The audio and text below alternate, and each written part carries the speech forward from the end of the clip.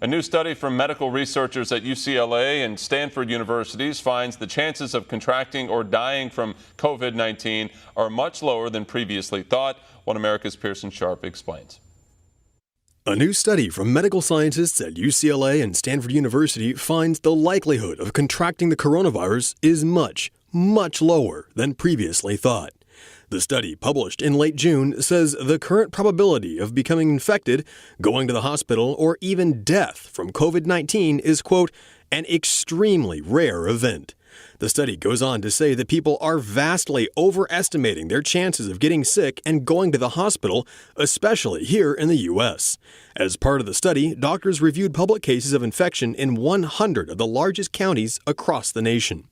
They found that an average person in an average county has a 1 in 3,836 chance of getting infected with the coronavirus, and that's without wearing a mask or doing any social distancing. Even the odds of being hospitalized are vanishingly small, even for someone who's in the at-risk category. For an average person between 50 and 64 years old, the chances of getting the virus and needing hospitalization are 1 in 852,000. And for that same person who's at risk, the chances of dying from coronavirus are 1 in 19.1 million. And those figures were for the last week of May, when deaths from coronavirus were 16 times higher than they were last week. Doctors say they were shocked to find out how low the risk of coronavirus really was. It's worth mentioning that compared to the risk of dying from coronavirus, which again is 1 in 19 million, the risk from dying in a car crash is 1 in 114.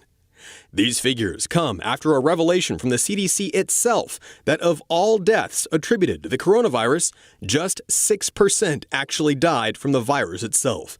The other 94% had severe underlying medical conditions. Combined with this latest data, the case for keeping the country locked down falls apart and reveals the risk to the American public appears much lower than so-called experts like Dr. Anthony Fauci had claimed. Pearson Sharp, One American News.